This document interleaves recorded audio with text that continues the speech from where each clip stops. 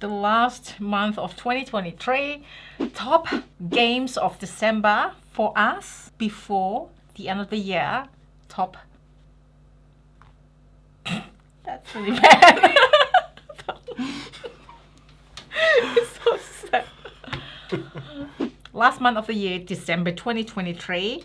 Here are our top games. Yes, It's been a long year, right? Yeah. We've played a lot of games. We played a lot of Lots of great games. Played a lot of really good games in December. Oh yes, it's just really tight competitions. This year we played just under 350 plays of board games. Yes, that is pretty much one a day. That's a lot of plays, but Yeah.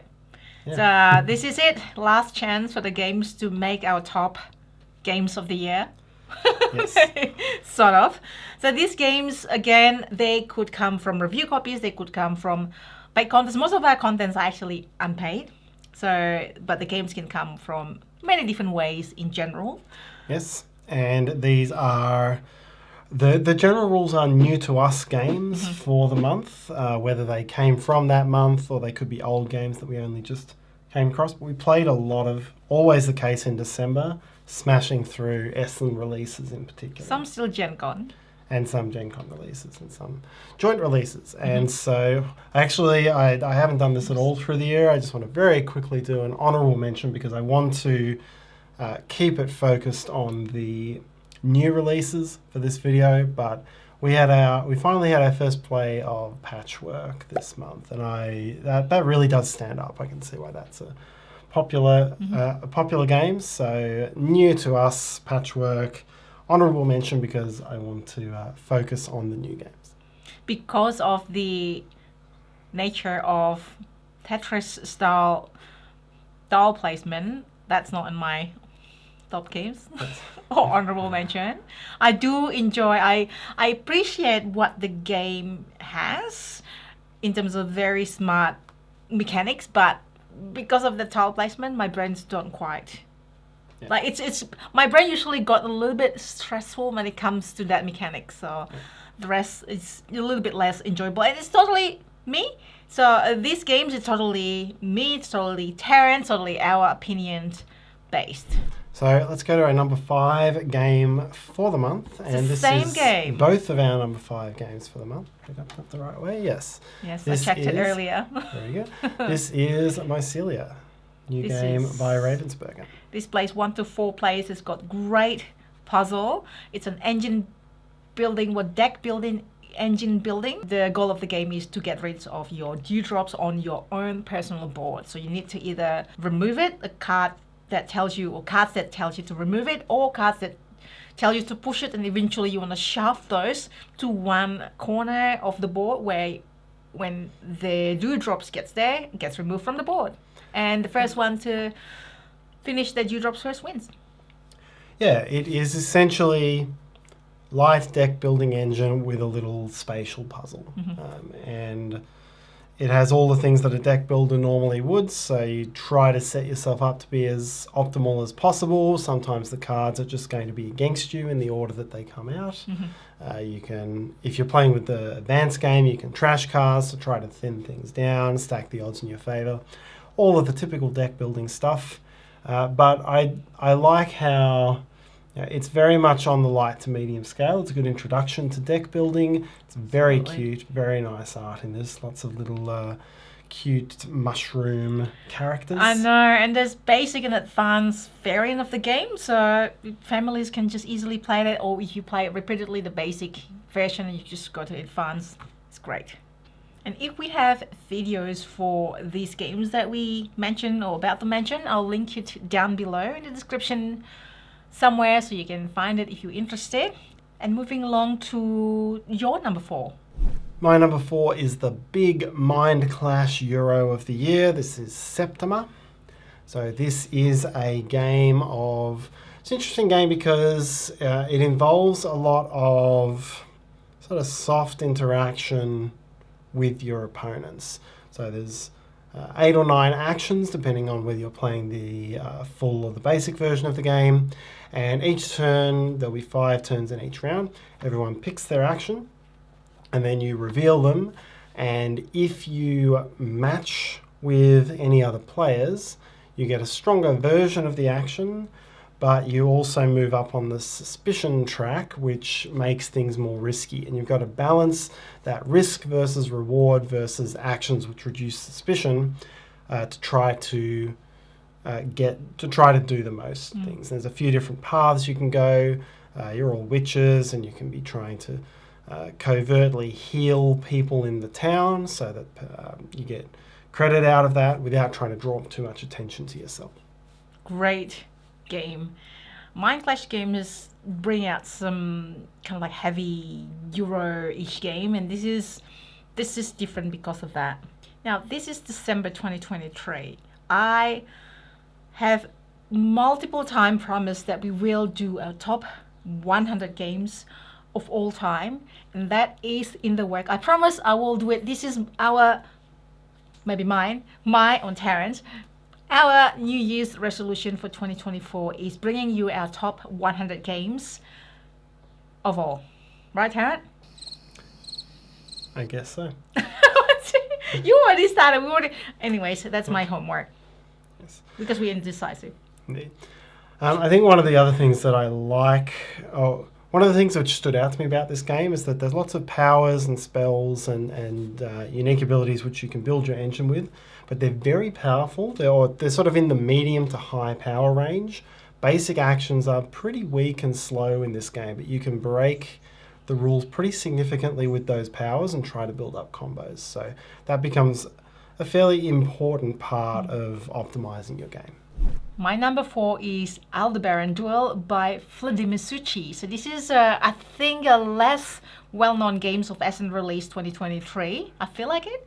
I haven't seen it anywhere, but this is a duel game that is kind of like a mash between It's a Wonderful World and Splendor. Yes, you're building up cards and also paying those cards as the resources, drafting them from a fairly limited pool across 3 rounds.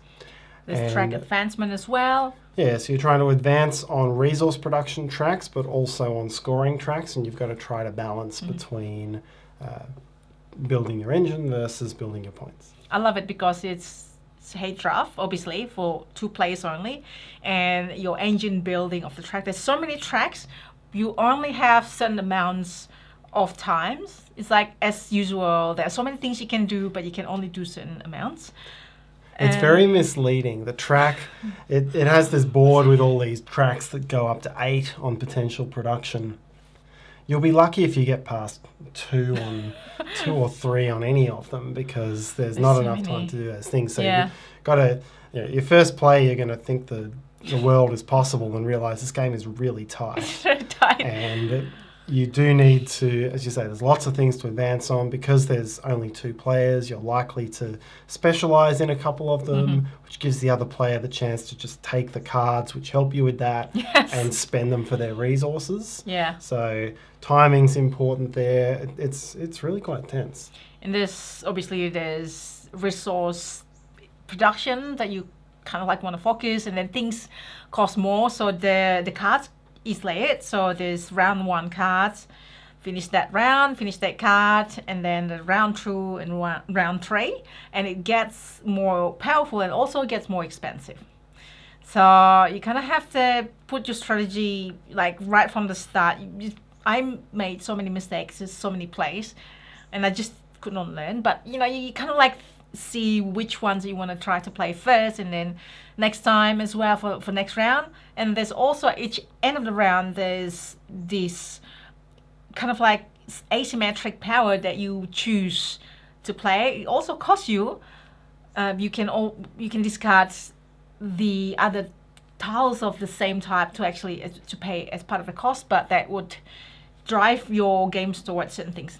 There's also tug of war as well. There's like this grid where you have certain track will push you towards one end of the corner, and that would give you scores at the end of the game depending on where it is. Yes, trade and military. Yeah, very good game. Okay, my number 3 for the month, speaking of games which remind us of It's a Wonderful World, is Evenfall. And so this is it's a very independent sort of game. There's a little bit of interaction with other players and trying to draft cards ahead, but it's a pretty independent kind of game where you're building up a tableau of cards, trying to make the powers on the cards combo with each other, trying to get a lot of resources. So yeah, big tableau builder. There are a lot of effects which combo with other players. So often you'll get something you can do an effect and then everyone else gets a little bit, or everyone else can do something and you get a little bit. You've got to ration your workers. So yeah, it's a good puzzle. Yep. Very much an independent puzzle, but it is a good puzzle in that way. It takes a little bit to get. It's one of those interesting ones where you hear the rules and they're pretty basic rules, and it's hard to see where the where are the points going to come from? Where are the points of difference going to come from? But it's all on the cards. Getting cards that combo well with each other, because the powers on the cards are sort of medium level powers. They're much more powerful than anything else you can get in the base part of it. So big card combo creating game.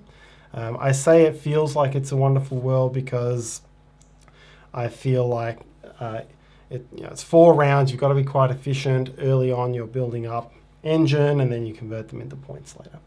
I think if I can choose 6 games, this would be the 6th game.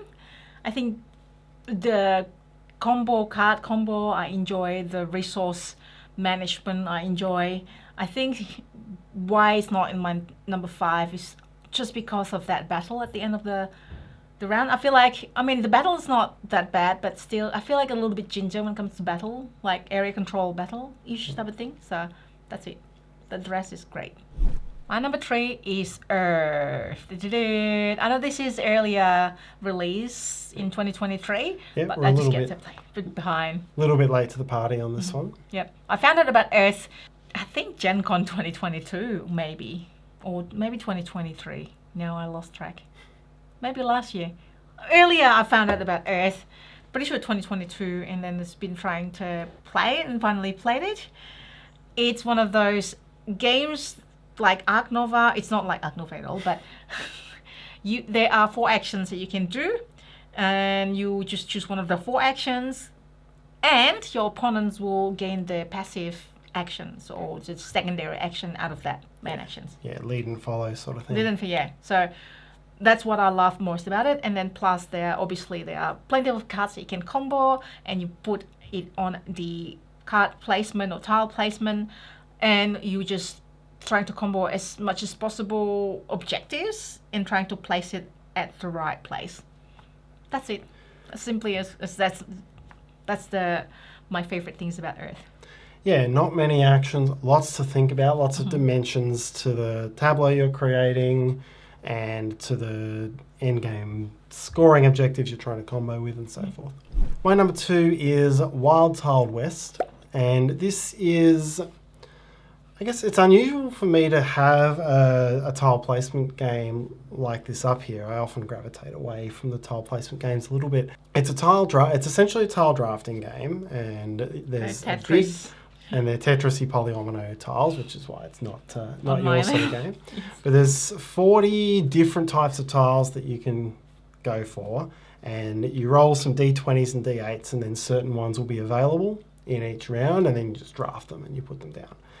And there's lots of different things you can do on your independent board. You can cover areas to get points. You can combo stuff together. You can make sheriffs and bandits in the same line and shoot them and things. There's all sorts of different ways of getting points. The things that work really well for me in this is that there are different bonuses for doing things quickly versus slowly. So there's enough checkpoints during the game that if you do something quickly versus slowly, you'll get more points for doing so. And it does an incredibly good job of creating scarcity, because you know what the 40 tiles are going to be. They're the same tiles every game. There are certain ones that clearly work better with different objectives, but you don't know when they're going to come up. If ever, if ever. Yeah. And if they come up, you don't know if you're going to be at the right position of turn order to get it. And there's a limited number of each across the whole game, so you don't know if any are going. They might all get snapped up before you've got the chance to get them. And having played it through, that creates a really good amount of scarcity and panic. And you couple that with having to do things early versus late, you get some hard choices. And there are some endgame objectives you can chase as well. That's another one where the earlier you rush, the quicker you get that. So it balances out really nicely for a light and rather cute tile placement game.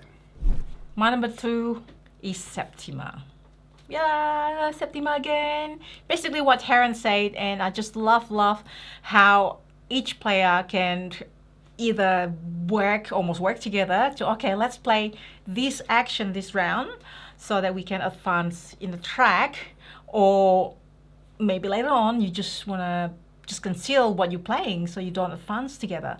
And again, the cards play, there are like 8 cards or 8 actions or something like that, with one mimicking the other action, and you just play cards and then that triggers the actions. That's basically it, and the rest is what he said. And so we'll finish off. My favourite game of the month was Aldebaran Duel. It's really well set up as a duel game. I think we've already, once again, said a lot of what I liked about this game. I really enjoyed that there's a timing piece where you've got a limit to the number of cards you can hold in hand.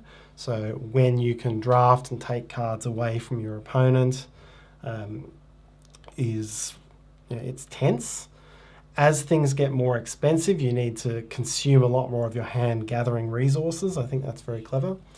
And there's a good balance between early production versus late production. If you go the non-production route early, you can get a lot of points which will score at the end of each round, but it is going to mean you're not going to be able to play as many things at the end of the game. And that balance can be quite tense across a well-timed length of game. It's really neatly packed as a 2-player game. So, Aldebaran Duel, very impressive. Very good game. My number 1 is Tiwanaku. Now, this has come as a surprise. Of course, it's puzzle deduction, but I mean, I do like my puzzle deduction. But what sort of puzzle deductions? Now, this is competitive puzzle deduction, and it feels a bit like Sudoku. Yes. And this is where it has got scenarios, so you use up all scenarios in the clever little wheel thing that you put inside, and you turn around just to reveal what it is. So it's a tile placement. You put a terrain in there, so you're starting with the common board would have a few terrains, and eventually you will fill up with different terrains. You score points based on what terrains you reveal, and this generalization will reward you more points than not. And once you fill up the terrain, that's the end of the game. But where your main points will come from is by guessing what number crop are in each specific cluster of terrain. Now, terrain can be 1 to 5 size, so the crop would be number 1 to 5.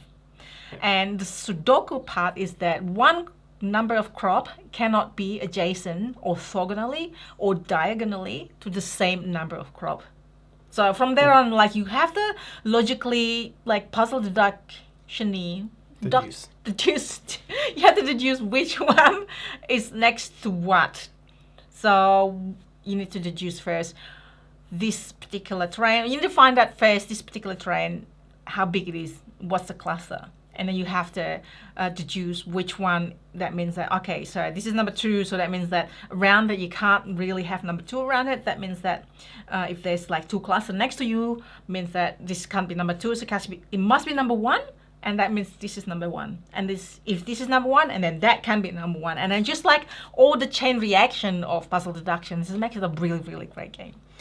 Yeah, I quite like this one as well. We had a very good month in December, and this didn't quite make my top 5. Yeah. But it has very simple logic rules, which is great, as you described before. Yes. But it also has some really, the game element of it is quite deep there as well, because you need to you get points by revealing terrains and revealing different types of terrains, but you also want to camp your meeples on places that you know what the tiles are and that are high numbers, so that when you guess those crops, you'll get a lot of points. But then you also want to guess different crops because you get a set collection bonus for having lots of different types of crops. And you want to keep your eye on when the game is going to end, because you can trigger the end. Even if all the crops haven't been found, you can trigger the end by placing the last terrain.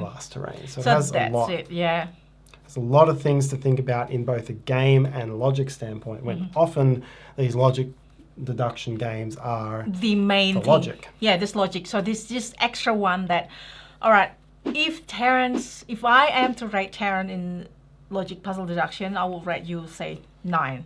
I will rate myself 6. So clearly Tarrant's the better logic puzzle deduction person. But knowing that this game has got that other elements that could trigger the end of the game earlier, that means that I have more of a fighting chance against somebody as good as Tarrant. And that is just another element of the game, as Tarrant said. It just makes it a really, really great game. And if you maybe you like Sudoku, you don't have to. If you like puzzle deduction, logic puzzle deduction, I highly recommend Tiwanaku. That's it, everyone. Thank you so much for watching. Have a great day. Bye.